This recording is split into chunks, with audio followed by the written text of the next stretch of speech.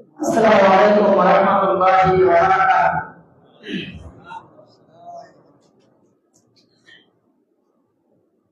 Alhamdulillahirabbil alamin.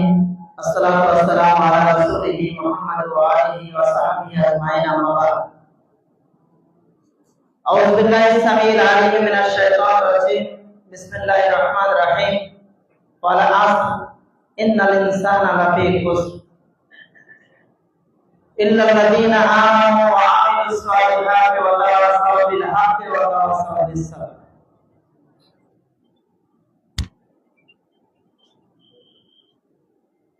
সম্মানিত আজকের প্রোগ্রামের নির্বাচিত সভাপতি মহাশয়, সঞ্চালক, ওলামায়ে কেরাম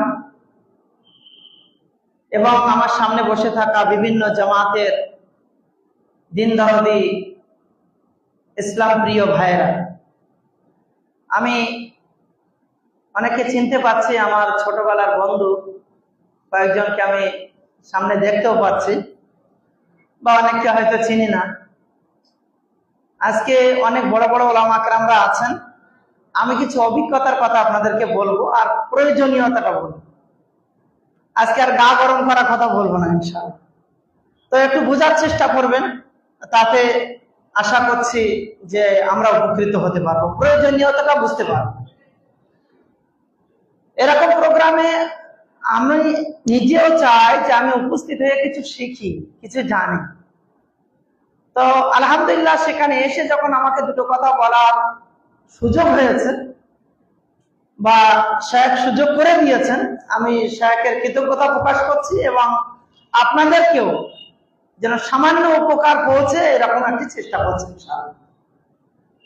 আল্লাহ সুবহানাহু ওয়া তাআলার আবার একবার প্রশংসা যে মহান রব্বুল আলামিন আমাদের সব ব্যস্ততা উপেক্ষা করে এরকম একটি মজলিসে একত্রিত হওয়ার তৌফিক দান করেছেন। আমরা সেই মহান স্রষ্টার শুকরিয়া জ্ঞাপনার্থে বলি আলহামদুলিল্লাহ। দরুদ ও সালাম বর্ষিত হোক বিশ্ব মানবতার মুক্তির দূত বিশ্ব নবী জনাবে মুহাম্মদ রাসূলুল্লাহ সাল্লাল্লাহু আলাইহি সাল্লামের উপরে। আমরা সকলেই বলি আল্লাহুম্মা সাল্লি আলাইহি আল্লাহুম্মা বারিক আলাইহি আল্লাহুম্মা আমিন। পবিত্র কোরআন মাজিদের একটি ছোট্ট সূরা আমি আপনাদের সম্মুখে পড়েছি। এই মাটি সম্পর্কে পুরোপুরি না জানলেও আমার জীবনের হাতে খড়ি এই মাটিতে, মানে আমি আলিফ বাতা শুরু করেছি এই মাটি থেকে। আপনাদের পার্শ্ববর্তী একটি মাদ্রাসা, আমার বালিকুখাড়ি মাদ্রাসা, ওই মাদ্রাসাতেই আমার আলিফ বাতা শুরু। তখন আমাদের বন্ধু শেখ আরিফুল ইসলাম মাদানী, তারা সিনিয়র ছিলেন। এখানে উপস্থিত আব্দুল হাদিকে আমি একটু দেখতে পাচ্ছি, যদি আমি দেখতে ভুল না করি। আমজাদ আছে, আমি দু একজনকে জানতে পারছি, আরো হয়তো কেউ লুকিয়ে আছে যারা আমার ক্লাস ফ্রেন্ড। আল্লাহ সুবহানাহু ওয়া তাআলা সকলকে কবুল করুন, আমিন। আমার আজকে যে বিষয় দেওয়া হয়েছে দাওয়াতি কাজের গুরুত্ব, আমার পূর্ববর্তী বক্তার কাছ থেকে সামান্য একটু শুনলেন, এবং দাওয়াতি কাজ না করলে কি পরিণতি হতে পারে সে বিষয়ে কিছু কথা বলবো। আল্লাহ সুবহানাহু ওয়া তাআলা পবিত্র কোরআন মাজিদের একটি সূরা অবতীর্ণ করেছেন, নামকরণ করা হয়েছে সূরাতুল আসর, সময়ের কসম, কালের কসম। ইন্নাল ইনসানা লাফি খুসর। প্রত্যেকটা মানুষ, প্রত্যেকটা বলতে শুধুমাত্র আহলুল হাদিসরা, শুধুমাত্র মুসলমানরা, ইহুদি খ্রিস্টান, সকলে, মানে যারাই জন্মগ্রহণ করে দুনিয়ায় এসেছে, যারাই মানুষ হিসাবে দুনিয়ায় এসেছে, প্রথমত প্রত্যেকেই তো ফিতরাতের উপরে দুনিয়ায় এসেছে। আল্লাহ রাসূল সাল্লাল্লাহু আলাইহি ওয়াসাল্লাম বলেন, কুল্লু মাউলুদিন ইউলাদু আলাল ফিতরা। প্রত্যেকটা নবজাতক শিশু সে ফিতরাতের উপরেই জন্মগ্রহণ করে, অর্থাৎ সে ইসলামের উপরে জন্মগ্রহণ করে। তারপরে তার পিতামাতা তার দিনকে পরিবর্তন করেছে। এই জায়গায় দাঁড়িয়ে এই সূরার সারমর্ম আমি এইভাবে বলতে চাই যে প্রত্যেকটা মানুষ ক্ষতিগ্রস্তের অন্তর্ভুক্ত, চাই সে আহলুল হাদিস হোক, চাই সে মুসলিম সমাজের আরো কোনো জনগোষ্ঠী হোক, চাই সে অন্য কোনো সম্প্রদায় হোক। তবে ব্যতিক্রম তারা নয় যারা চারটে গুণে গুণান্বিত হতে পেরেছে। চারটে গুণের অধিকারী যদি আমরা হতে পেরেছি, তাহলে আমরা ক্ষতিগ্রস্ত নয়। নাম্বার ওয়ান, যারা ঈমান এনেছে। আমরা প্রত্যেকে ঈমান এনেছি, আলহামদুলিল্লাহ, আমরা প্রত্যেকে ঈমানদার। কিসের উপরে ইমান এনেছেন? আল্লাহর উপরে। আল্লাহ সুবহানাহু ওয়া তাআলার আরো যে বিধান রয়েছে অন্যান্য বিষয়ের প্রতি ঈমান আনা, সেগুলো আমরা সব মেনেছি। জিবরিল আমিন যখন মুহাম্মদ রাসূলুল্লাহর হাঁটুতে হাঁটু লাগিয়ে বলেছিলেন ঈমান কাকে বলে, আল্লাহ নবী সাল্লাল্লাহু আলাইহি ওয়াসাল্লামের যে প্রতি উত্তর ছিল আনতুমিনা বিল্লাহি ওয়া মালাইকাতিহি ওয়া কুতুবিহি ওয়া রুসুলিহি ওয়াল ইয়াউমিল আখির ওয়া তুমিনা বিল কদরি খাইরি ওয়া শাররি। তাহলে আমরা 6টা বিষয়ের উপরে ঈমান এনেছি, ঈমানদার আলহামদুলিল্লাহ। যখন ঈমান এনেছি, ঈমান মোতাবেক আমল করছি কিনা, দ্বিতীয় গুণে গুণান্বিত হতে পেরেছি কিনা।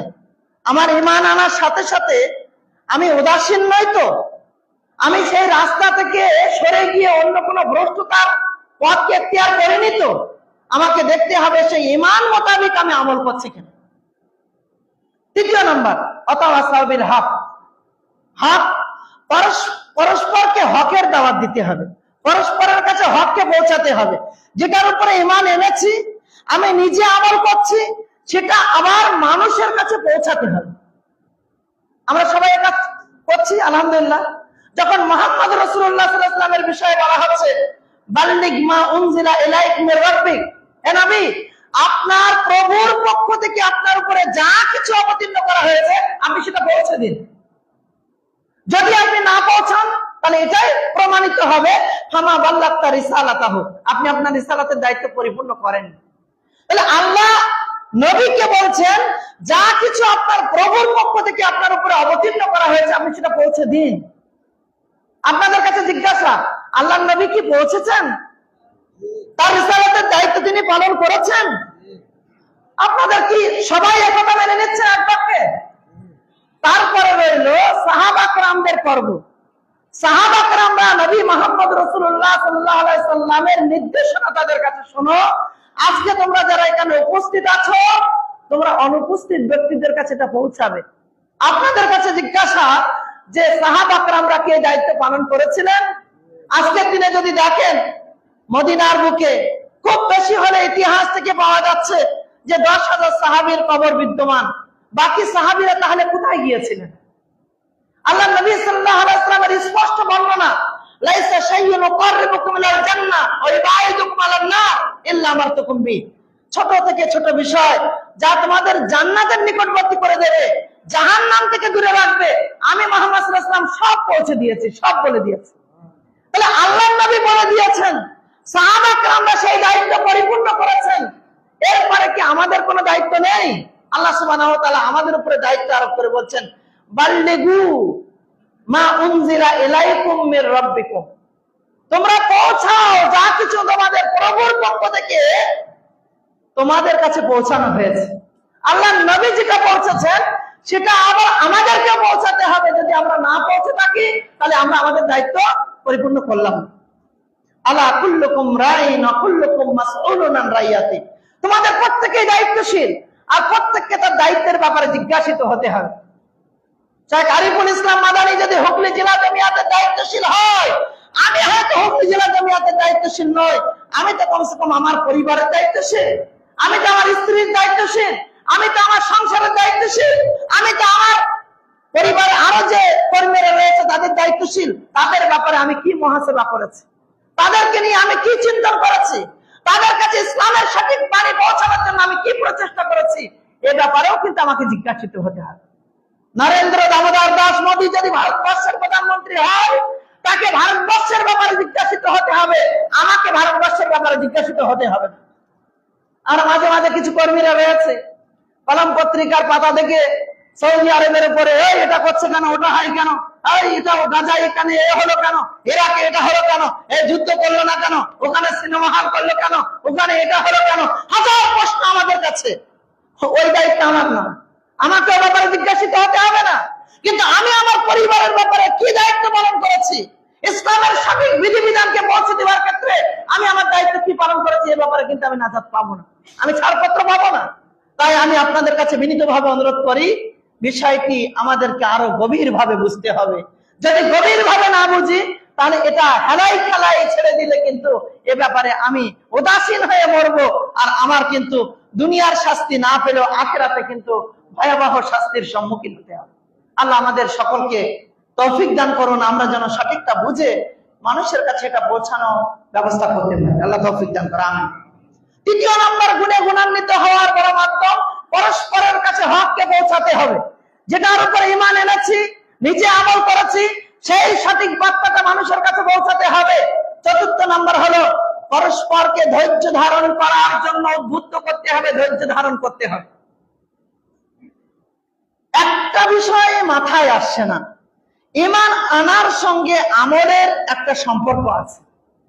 ঈমান ও আমলের সঙ্গে সেই সঠিক কথাটা পৌঁছে দেওয়ার একটা সম্পর্ক আছে, কিন্তু এখানে ধৈর্য ধারণ করা একটা আলাদা বিষয়বস্তু কিভাবে যুক্ত হলো? কিভাবে যুক্ত হলো? ঈমানের সঙ্গে আমলের সম্পর্ক আছে, আমলটাকে সেই আমলের বার্তা মানুষের কাছে পৌঁছানোর সম্পর্ক আছে, কিন্তু আমি আবার অন্য একটা পাঠে গিয়ে ধৈর্য ধারণ করাটা এর সঙ্গে জুড়লো কেন? এই গুণে গুণান্বিত হওয়ার জন্য কেন আমাকে বাধ্যতামূলক করা হলো? এটাই তার অন্যতম কারণ।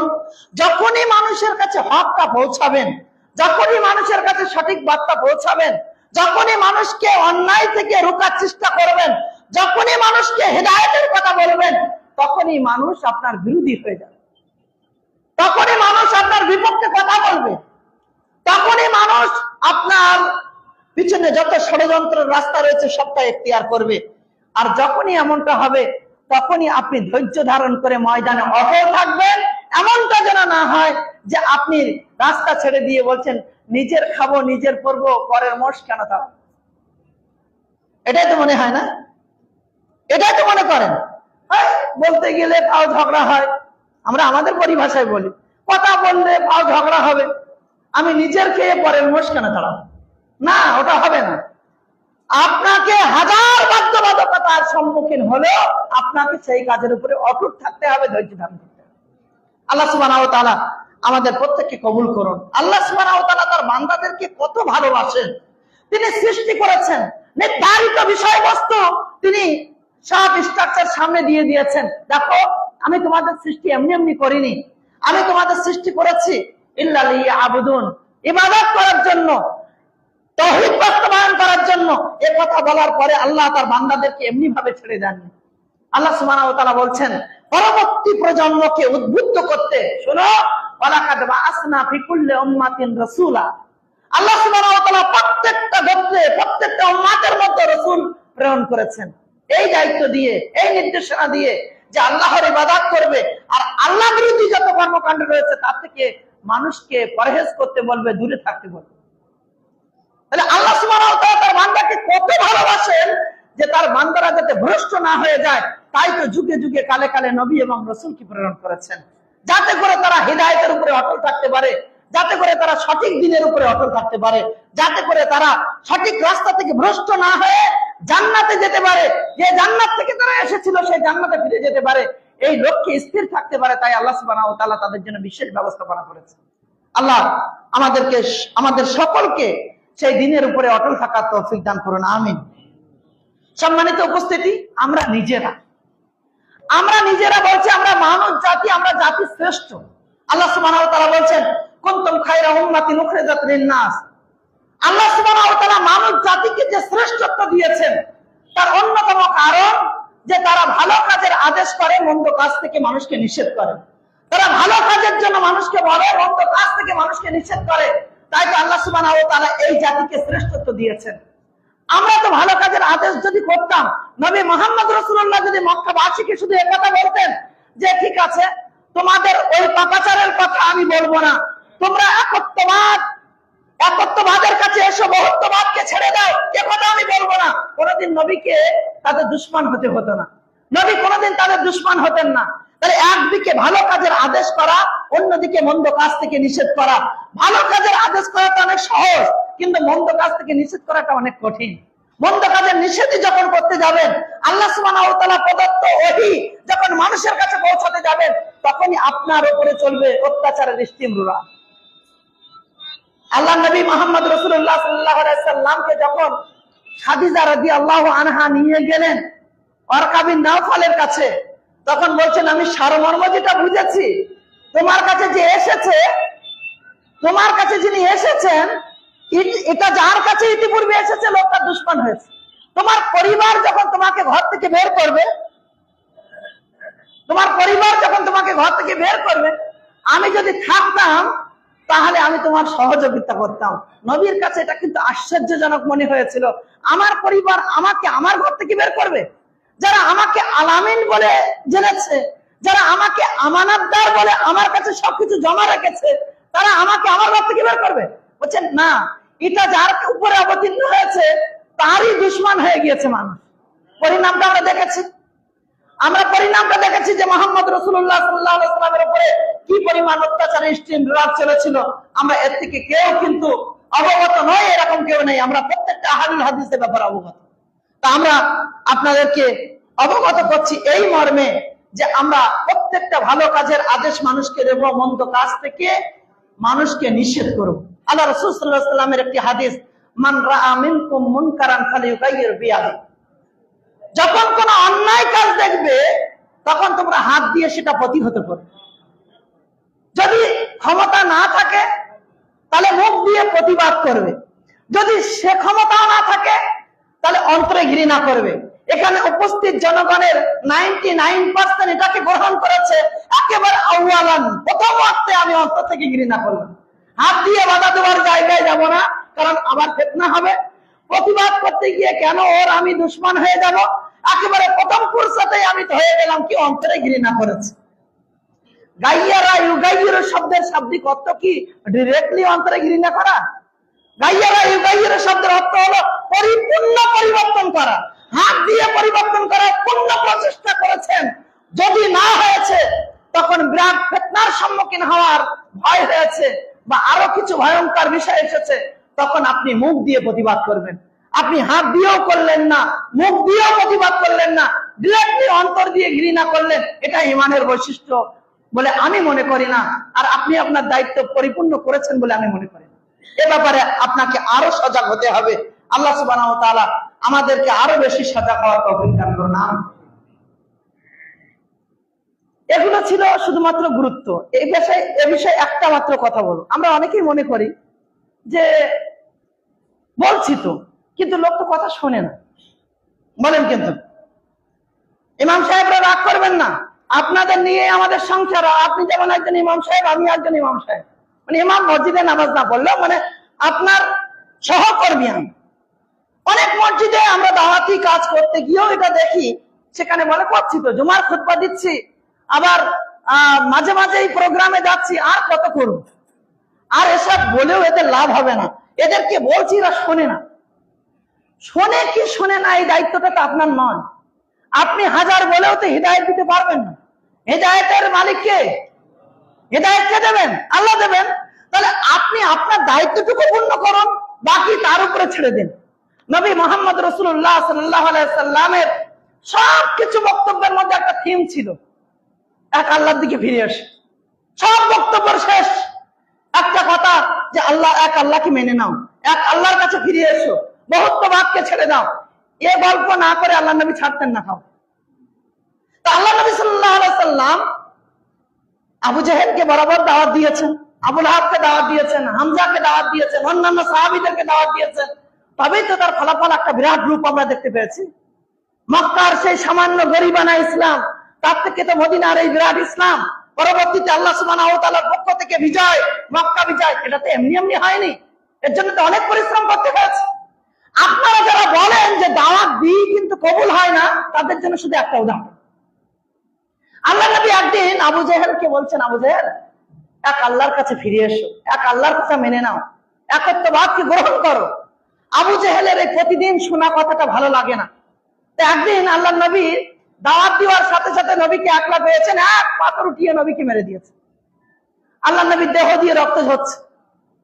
রক্তাক্ত অবস্থায় পরেক্ষণে আসা আরো একজন, তার নাম হামজা রাদিয়াল্লাহু আনহু, তখনও কিন্তু তিনি ইসলাম কবুল করেননি। তিনি যখন তার ভাইপোর এই ছিলাম, তো আবু জাহেল আমার উপরে আক্রমণ করে বসেছে। আর কিছু নয়, না তুমি আর কিছু করোনি তো? না, আমি কিছু করিনি। আচ্ছা ঠিক আছে। হামজা তখন ইসলাম কবুল করেননি। আবু জাহেলের খোঁজে বেরিয়েছেন যে আবু জাহেলকে পেলে এটা কেন করলো, তার জবাবদিহিতা আজকে তার কাছ থেকে শোনা হবে এবং তার উপযুক্ত শাস্তি দেওয়া হবে। আচ্ছা দাওয়াত দিতে পারে, তুমি কবুল নাই করতে পারো, কিন্তু তুমি তাকে মারবে কেন? তাআলা আনহু যখন তাকে খুঁজে পেলেন না, আপনি একাধিক গ্রন্থে এটা পাবেন, তিনি ফিরে এসে নবী মুহাম্মদ রাসূলুল্লাহ সাল্লাল্লাহু আলাইহি ওয়াসাল্লামের সম্মুখে এসে ইসলাম কবুল করলেন। আশহাদু আল্লা ইলাহা ইল্লাল্লাহ ওয়া আশহাদু আন্না মুহাম্মাদান আবদুহু ওয়া রাসূলুহু। আপনার কাছে আমার জিজ্ঞাসা, আল্লাহর নবী ইতিপূর্বে অনেকবার হয়তো হামজাকে দাওয়াত দিয়েছিলেন, আল্লাহর নবী প্রত্যেককেই দাওয়াত দেন, কিন্তু ইতিপূর্বে কোনোদিন কবুল করেননি, গ্রহণ হয়নি। কিন্তু আজকে যে কারণে হামজা ইসলাম কবুল করলেন, সেই দাওয়াতটা কি হামজার জন্য ছিল না অন্য কারোর জন্য ছিল? কার জন্য ছিল? আবু জাহেলের জন্য দাওয়াত ছিল। আবু জাহেল গ্রহণ করলেন না, গ্রহণ কার জন্য হলো? হামজার জন্য হলো। আপনি এটাকে এইভাবে গ্রহণ করছেন না? আসহাবুল উখদুদের অনেক ঘটনা আপনারা শুনেছেন। ছোট একটা বাচ্চা, সেই বাচ্চার কাছে ইসলামকে পৌঁছানো, দাওয়াত দেওয়া, রাহিবের প্রচেষ্টা, পরবর্তীতে আল্লাহ সুবহানাহু ওয়া তাআলা তার থেকে কতজনকে গ্রহণ করলেন। তাহলে আমরা এটা এইভাবে মনে করে নেব, আমি আমার দায়িত্ব পূর্ণ করব, আমি আমার দায়িত্বকে পরিপূর্ণতার সঙ্গে, নিষ্ঠার সঙ্গে পূর্ণ করব। আমি এই ভাববো যে আল্লাহ সুবহানাহু ওয়া তাআলা চাইলে এখনই এই সমাজকে পরিবর্তন করবে।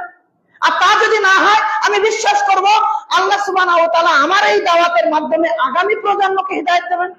আল্লাহর নবীর ওই কথা, আল্লাহুম্মা হাদি কওমি ফাইন্নাহুম লা ইয়ালামুন। হে আল্লাহ, আমার কওম হয়তো আমার কথা বুঝতে পারে না। আল্লাহ নবীর ওই কথা তায়েফবাসীদের ব্যাপারে, সেদিন তো তার কাছে একটা বিরাট বড় অপশন ছিল, শত্রুকে শেষ করে দেওয়া, কিন্তু সে তো সেই দোয়া করেননি। সে তো তাদের হিদায়াতের কল্যাণ চেয়েছিলেন, তাদের ব্যাপারে আশা প্রকাশ করেছিলেন। তা আমরা প্রত্যেকেই এই আশাটা প্রকাশ করবো ইনশাআল্লাহ। ইনশাআল্লাহ কাজ করতে পারবো। যদি আমরা কাজ না করি, তার কয়েকটা ভয়াবহতা সম্পর্কে 2-1 মিনিটে কয়েকটা কথা বলে আমি বক্তব্য শেষ করব। যে গল্প সবাই জানেন, কারণ বড় বড় বক্তাদের মজলিস, কোন মজলিস আপনারা ছাড়েন না। আর হুগলি জেলার ব্যাপারে আমি খুব আবদার করে বলতে পারি, কারণ এখানে যখন আমি আলিফ বাতা শিখেছি, তাহলে এখানকার ব্যাপারে একটা ভুল কথা নয়, দুর্বলতার কথা যদি আমি বলি, তাহলে আমি তো আপনাদের কাছে বেড়ে উঠে বড় হয়েছি, মানে আপনাদের ভরণ পোষণের মাধ্যমে আমি বড় হয়েছি। তা সে জায়গায় আপনাকে বাবা হিসাবে মেনে, দাদা হিসাবে মেনে, ভাই হিসাবে মেনে আমি তো কোন একটা সংশোধনের জন্য একটা বড় কথা বলে যদি দিই, তাহলে ক্ষমা চোখে দেখবেন। আপনাদের কাছে অর্থের কমি নেই, আপনাদের কাছে অর্থের কমি নেই। আপনাদের শুধুমাত্র মানে একজন যে আহলুল হাদিস, এই আহলুল হাদিসটা এখন তবু বুঝতে পেরেছেন যে আমি আহলুল হাদিস, মানে মুসলমান। প্রথমত তো আমি মুসলমান, এ ব্যাপারে কোনো সন্দেহ নেই। তারপরে আমি কোরআন সহিহ সুন্নাহর একজন অনুসারী হিসাবে আমি যে নিজের বৈশিষ্ট্য অর্জন করেছি, আমি একজন কোরআন সুন্নাহ মাননেওয়ালা আহলুল হাদিস। এই বৈশিষ্ট্যটাই কিছুদিন থেকে 2-5 বছর, কিন্তু আমরা যখন পড়াশোনা করতাম, আমার মনে হতো না যে আমরা মুসলমান হিসাবে আমার করণীয় কি। এই জামাতগুলোতে আমরা মাঝে মাঝে আসতাম, শুক্রবারে কমসে কম আসতাম, এসে আমরা অনেক কিছু দেখতাম, কিন্তু শুধু মুসলমান দেখেছি, কিন্তু আর কোনো কাজ তাদের মধ্যে দেখা হয়। মাঝে মাঝে জলসা দেখেছি, বিরিয়ানির ব্যবস্থা দেখেছি, মাঝে মাঝে জলসা দেখেছি, এমন কোন জলসা নেই যেখানে বিরিয়ানি হয়নি, আর আমরা বিরিয়ানি খেতেও গিয়েছি, কিন্তু আসল কাজ কিন্তু কিছু দেখেনি। যখন বিরিয়ানি করার মতো ক্ষমতা আপনাদের আছে, তাহলে আপনাদের অর্থের কমি আছে এটা আমি বলবো না। আর আলহামদুলিল্লাহ, আল্লাহ সুবহানাহু ওয়া তাআলা প্রচেষ্টার মাধ্যমে আপনাদেরকে অনেক স্বাবলম্বী করেছেন, কিন্তু আপনাদের একটু আন্তরিকতার অভাব, যে দিনের জন্য কিছু করব। এখান থেকে যদি বেরিয়ে আসতে পারেন, আমি মনে করি হুগলি জেলাটা অন্যান্য জেলার কাছে একটা মডেল হবে ইনশাআল্লাহ।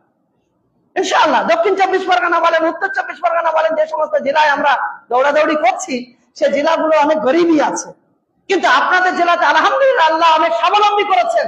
আপনি ওই হকটুকু দেন যেটুকু আল্লাহ দিতে বলেছেন, এটাই যদি দিতে পারেন, তাহলে দেখবেন হুগলি জেলা একদিন মডেল জেলা হবে, যে হুগলি জেলার কাছ থেকে দাওয়াত কিভাবে দিতে হয়, দাওয়াতের ময়দানে কিভাবে এগিয়ে যেতে হয়, সেটা অন্যান্য জেলা হুগলি জেলার কাছ থেকে শিখবে। আমরা কি চেষ্টা করবো ইনশাআল্লাহ? কি রাগ করেছেন নাকি? কথা বললাম তো, রাগ করার কিছু নেই। আমি আপনার কল্যাণ, আপনার ভাই হিসাবে বলছি। আমি চাই আপনি আমার সংশোধন করে আমাকে জান্নাতে দেবেন, আর আমি যদি আপনার কোনো ত্রুটি দেখে আপনার সংশোধন করে আপনাকে জান্নাতে যাওয়ার জন্য বলবো এই কাজটা করুন। এতে তো রাগ হওয়ার কোনো জায়গা নেই। আসুন, আমরা যদি দাওয়াতের ময়দানে ঝাঁপিয়ে না পড়ি, আমরা যদি দাওয়াত না দিই, তাহলে অনেকগুলো বাধার সম্মুখীন দুনিয়াতেও আমাদেরকে হতে হবে। নোমান বিন বাশির রাদিয়াল্লাহু তাআলা আনহু থেকে বর্ণিত একটা হাদিস, আল্লাহ রাসূল সাল্লাল্লাহু আলাইহি সাল্লাম বলছেন, উদাসীন ব্যক্তির ব্যাপারে বা গাফলাত ব্যক্তির ব্যাপারে বলছেন সমাজের এই পার্থক্যটা এইভাবে করা যেতে পারে। কিছু মানুষ কোরআনবাজির মাধ্যমে, টিকিটের মাধ্যমে একটা জাহাজে উঠেছে। কারোর স্থান হয়েছে জাহাজের নিচের তলে, আর কারোর স্থান হয়েছে জাহাজের উপর অংশে। এখন নিচের অংশের কোন একজন মানুষের পানির প্রয়োজন, সে উপরের যখন পানি নিতে আসে, সমুদ্র থেকে পানি উঠাবে, যখন পানি নিতে আসে উপরের মানুষ সেটার জন্য একটু দ্বিধা মনে করছে, বারবার এই লোকটা সেখানে জ্বালাতন করছে। তখন ওই দ্বিধাটা ভেবে সে জাহাজের নিচের অংশে একটা অস্ত্র দিয়ে ছিদ্র করা শুরু করেছে। তাহলে উপর অংশে যখন পানি আনতে আসছিল, তখন উপরের মানুষগুলো যেন একটু বিচলিত হয়ে বা অতিষ্ঠতা মনে করে তাকে বকাবকি করছিল, বারবার তুমি কেন আমাদেরকে ডিস্টার্ব করছো। তখন যদি ও নিচের অংশে গিয়ে জাহাজের নিচের অংশকে ছিদ্র করে, আর সবাই যদি দাঁড়িয়ে দাঁড়িয়ে দেখে, তাহলে কি হবে? পানি পেয়ে যাবে, সবাই পানি পেয়ে যাবে, তো প্রয়োজনের পানি পেয়ে যাবে, না কি হবে? সবাই ডুববে। তাহলে উপরের অংশে বাধা দেওয়া বা অতিষ্ঠ মনোভাব তার প্রতি করা, এটা যদি ভুল হয়, তার চেয়ে বড় ভুল তাকে ওই ছিদ্র করতে দিতে ছেড়ে দেওয়া। যদি ছিদ্র করা অবস্থায় ছেড়ে দেওয়া হয়, একটু পরে কিন্তু সবাইকে হাবুডুবু খেয়ে মরতে হবে। দাওয়াত হলো সেটাই, সমাজে কোনো অন্যায় দেখবো আর তাকে অন্যায় করতে ছেড়ে দেব। এখন তো সমাজে কোনো আলাদা করে একটা সংগঠন তো দূরের কথা, সমাজের মানুষের একটা জামাত, একটা পাড়ার মধ্যে দু চারজন বয়স্ক ব্যক্তি মিলে যে একটা সুন্দর সংগঠন তৈরি করবে বা চিন্তন তৈরি করবে, অন্যায়ের প্রতিবাদ, অন্যায়কে রোখার জন্য যে প্রচেষ্টা করবে, এরকম চিন্তন কারণ নেই। তাহলে ওই যে ব্যক্তিটা ছিদ্র করতে যাচ্ছিল, ওকে না আটকালে যেমন সবাই হাবুডুবুকে মরার একটা বিষয় ছিল, আজকে সমাজে অন্যায় দেখার পর যদি অন্যায় থেকে না রোকেন, তাহলে আমাদের সমাজের প্রত্যেকটা ব্যক্তিকে আল্লাহর আযাবে হাবুডুবু খেয়ে মরতে হবে। তার জন্য আমাদের প্রস্তুতি নিতে হবে। সম্মানিত উপস্থিতি, তাহলে এখান থেকে কি আমরা শিক্ষা নেব না? আমরা কি দাওয়াতি ময়দানে ঝাঁপাবো না? হ্যাঁ, আমি তো আপনাদের এ কথা বলছি না যে কাল থেকে যেটা জানেন সবকিছু ছেড়ে দিয়ে তল্পি তল্পা নিয়ে বেরিয়ে পড়ে, এটা তো বলেনি।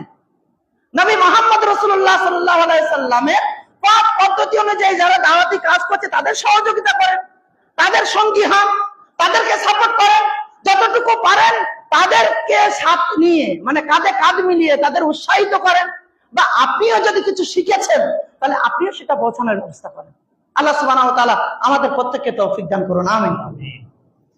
জাবের রাদিয়াল্লাহু তাআলা আনহু থেকে বর্ণিত, আল্লাহ সুবহানাহু ওয়া তাআলা জিবরিল আমিনকে বললেন, জিবরিল, আল্লাহ রাসূল সাল্লাল্লাহু আলাইহি ওয়াসাল্লাম বলছেন, আল্লাহ জিবরিল আমিনকে পাঠিয়ে বলছেন, জিবরিল যাও অমুক অমুক অমুক গোত্রকে ধ্বংস করে দিয়ে এসো। জিবরিল সেখান থেকে ফিরে এসে বলছেন, আল্লাহ রাসূল, আল্লাহ, অমুক গোত্রে তোমার একজন নেককার বান্দা আছে যে সর্বদাই তোমার ধ্যান জ্ঞানে মত্ত, শুধু তোমাকেই ডাকছে। আল্লাহ সুবহানাহু ওয়া তাআলা জিবরিলকে আবার নির্দেশ দিয়ে বলেন, জিবরিল যাও পুরো গোত্রগুলোকে ধ্বংস করে দিয়ে আসো, অমুক অমুক গোত্রের সবাই অধিবাসীকে সব ধ্বংস করে দিয়ে আসো। কেন? ওই যে একজন ব্যক্তি যে সব সময় মুখে আল্লাহ আল্লাহ করছে, ওর মুখ দিয়ে আর কোন বান্দা যে উপকার পেয়েছে, কোন বান্দা যে হিদায়াতের কোন একটা শব্দ শুনেছে, এমনটা হয়নি। তা আল্লাহ সুবহানাহু ওয়া তাআলা ওই গোত্রকে, ওই অধিবাসীদেরকে ধ্বংস করার নির্দেশ দিয়ে দেন। বাইহাকির হাদিস। আমি আপনাদেরকে বলতে চাইছি, শুধু নিজে বাঁচলাম তা কিন্তু না। কু আনফুসাকুম ওয়া আহলিকুম নারা, নিজে বাঁচো এবং আহলে পরিবারদেরকে বাঁচাও। কি থেকে বাঁচাবে? জাহান্নামের আগুন থেকে বাঁচাও। তাহলে আমি নামাজ পড়ি, আমার পরিবার ভিন্ন রাস্তায় চলছে, এটা যেন না হয়। তাহলে এর থেকে যদি বাঁচার উপায় থাকতো, তাহলে আল্লাহ সুবহানাহু ওয়া তাআলা জিবরিলকে আবার বলতেন না, যা পুনরায় যাও আর অধিবাসীদেরকে ধ্বংস করতে বলেছি, ধ্বংস করে দিয়ে সেটা বলতেন। সম্মানিত উপস্থিতি, আমরা এর থেকে যেন শিক্ষা নিতে পারি। হুযায়ফা রাদিয়াল্লাহু তাআলা আনহু বলেন, তোমরা মানুষদেরকে ভালো কাজের আদেশ দাও, মন্দ কাজ থেকে নিষেধ করো। তোমরা যদি ভালো কাজের আদেশ না দাও, মন্দ কাজ থেকে নিষেধ না করো, আল্লাহ সুবহানাহু ওয়া তাআলা প্রদত্ত আযাব যখন তোমাদের কাছে আসবে, তখন তোমরা আল্লাহর কাছে আর চাইলেও আল্লাহ তোমাদের কথা শুনবে না। তার মানে বুঝতে পারলাম, ভালো কাজের আদেশ, মন্দ কাজের নিষেধ, দাওয়াতি ময়দানে যদি আমার ভূমিকা না থাকে, আল্লাহ আমার দোয়াও কবুল করবেন। আল্লাহ সুবহানাহু ওয়া তাআলা দাউদের কওম সম্পর্কে আপনারা জানেন, সূরা বাকারা 65 নম্বর আয়াত, অকুনু কিরাদাতান খাসিন, এর তাফসীর বিস্তারিত বর্ণনা যেখানে এসেছে। আল্লাহ সুবহানাহু ওয়া তাআলা দাউদের বিশেষ এক মুজিজা দিয়েছেন। তো দাউদের মুজিজা হিসাবে কিভাবে সমুদ্রের মাছগুলো সব সাইডে চলে এসছে, এই গল্প তো সবারই জানা। এই গল্পের ব্যাপারে ইখতিলাফ থাকলেও আমরা এসব গল্প জানি সবাই। দাউদ তার বদমাইশ কওমকে এ ব্যাপারে সতর্ক করে যে দেখো তোমরা এক আল্লাহর একত্ববাদকে মানো। দাউদের বদমাইশ কওম দাউদের কথা না শুনে সেই বদমাইশ কওম নিজেদের স্বার্থ চরিতার্থ করতে ওই মাছগুলোকে ধরে নেয়। আল্লাহ সুবহানাহু ওয়া তাআলা দাউদকে বললেন, দাউদ তুমি তোমার কওমকে বলো তারা যেন শনিবারের দিন এই মাছ না ধরে। তখন তারা বদমাইশ গুলো কি করলো, গর্ত করে শনিবারের দিন মাছগুলো ঢুকিয়ে রাখে, রবিবারের দিন সেই মাছ ধরে। এই শয়তানি আমাদের মধ্যে আছে এখন। যখন দাউদ রবিবারের দিনও তাদের মাছ ধরতে মানা করলেন, তখন সেই কওম 3 ভাগে ভাগ হয়ে গেল। এক ভাগ মানুষ তারা মাছ ধরলো না, বরং তারা অন্যদেরকে নিষেধ করলে এই মর্মে, দেখো আল্লাহ নিষেধ করছেন, তোমরা এ ব্যাপারে বাড়াবাড়ি করো না, তোমরা মাছ ধরো না, যেখানে আল্লাহর নিষেধাজ্ঞা জারি হয়েছে সেখানে এ কাজ করা যাবে। আর এক প্রকারের লোক তারা মাছ ধরলো না, কিন্তু উপরে বসে বসে মজা দেখছিল। আর এক প্রকারের লোক তারা মাছ ধরতে থাকলো। তাফসীর ইবনে কাসিরের বিস্তারিত বর্ণনায় আপনারা দেখতে পাবেন আল্লাহ সুবহানাহু ওয়া তাআলা 2 প্রকার মানুষকে আযাবে লিপ্ত করলেন। 2 প্রকার মানুষ কারা? যারা মাছ ধরলো তারা, আর যারা মাছ ধরলো না কিন্তু বসে বসে মজা দেখছিল তারা। রবীন্দ্রনাথের ওই কথায়, অন্যায় যে করে আর অন্যায় যে সয়, অন্যায় করা আর অন্যায় দেখে চুপ থাকা অন্যায় করার সমান। ওরা মাছ ধরেনি, কিন্তু যারা মাছ ধরছিল তাদেরকে একবার মানাও করেনি। তাই আপনাদেরকে বলছি, সমাজে অনেক অন্যায় হচ্ছে, আল্লাহ সুবহানাহু ওয়া তাআলার বিধান কলঙ্কিত হচ্ছে, আল্লাহ সুবহানাহু ওয়া তাআলার বিধানের নাফরমানি হচ্ছে। সেখানে যদি আমরা এখনো মুখ না খুলি, তাহলে আল্লাহ সুবহানাহু ওয়া তাআলার আযাব কিন্তু আমাদেরকে সে পাকড়াও করবে। এমন অনেক বর্ণনা পাওয়া যায়, যে বর্ণনাগুলো থেকে আমরা শিক্ষা নিতে পারি। যাক, আমি আমার বক্তব্য লম্বা করতে চাইছি না। আমি আপনাদের কাছে করজোরে অনুরোধ করছি, হুগলির মাটি সম্পর্কে আমি যতটা অবগত, সেই হিসাবে আমি আশা প্রকাশ করছি, আপনারা যদি একটু একটু এগিয়ে আসেন, ইনশাআল্লাহুল আজিজ বিরিয়ানি দেওয়া লাগবে না, দেখবেন মসজিদ এমনি ভরে যাবে। খারাপ হবে না কথা। উত্তর 24 পরগনায় সুর বক্তা ছাড়া কোনো বক্তব্য হতো না। খুব ভালো করে শুনুন। শেখ আইনুল হক যখন যেতেন, আরিফুল ইসলাম যখন যেতেন, তখন আমাদের মজলিস হতো 2 জনের মজলিস, 5 জনের মজলিস, আমরা একজনের সামনে বক্তব্য দেওয়া মানুষ। কিন্তু আলহামদুলিল্লাহ এখন এ কথা গর্বের জন্য নয়, অহংকারের জন্য নয়, শুধু আপনাদের উদ্বুদ্ধ করার জন্য বলছি। কোন মসজিদে যদি নামাজ পড়ি, তাহলে মানুষরা সালাম ফেরার পরে আসন গড়িয়ে বসে পড়ে, মানে এ করে বসে পড়ে যে আব্দুল হামিদ উঠে হয়তো 2টো কথা বলবে, একটা হাদিস হয়তো বলবে। আলহামদুলিল্লাহ প্রত্যেকটা প্রোগ্রামে আপনি যাবেন, প্রতি রাত্রিতে প্রোগ্রাম হয়, যারা সোশ্যাল মিডিয়া দেখেছে, প্রত্যেকটা প্রোগ্রামে আপনি যাবেন, গিয়ে দেখবেন বিনা বিরিয়ানিতে, বিনা ডাল চালে, কিন্তু আলহামদুলিল্লাহ এখন মসজিদ ভরে থাকছে। শুধু প্রচেষ্টার দরকার। আর এই প্রচেষ্টা এখান থেকে গিয়ে ওখানে গিয়ে করবে এটা না, এর জন্য আপনার সহযোগিতা দরকার। তাহলে আমরা যদি সবাই একটু যে অ্যাঙ্গেলে একটু মজবুত, আমরা সেখানে যদি একে অপরকে সহযোগিতা করি এই ময়দানে, তাহলে ইনশাআল্লাহুল আজিজ আমরা ভালো কিছু দেখতে পাবো। আল্লাহ যেন আমাদের তৌফিক দান করেন, ন্যায় নিষ্ঠার সঙ্গে যেন আমরা এই দাওয়াতি ময়দানে ঝাঁপাতে পারি। এবং আল্লাহর কাছে দোয়া করছি যে যতটুকু করছি এটাকে আল্লাহ তুমি আমাদের সকলের কল্যাণে সাদাকায়ে জারি হিসাবে কবুল করো, আমিন। আমাদের নাজাতের ওসিলা হিসাবে আল্লাহ কবুল করো, আমিন। আজকে হুগলি জেলা জমিয়াত কর্তৃক আয়োজিত এই কর্মী সম্মেলনকে আল্লাহ তুমি কবুল করো, আমিন। আসসালামু আলাইকুম ওয়া রাহমাতুল্লাহি ওয়া বারাকাতুহু।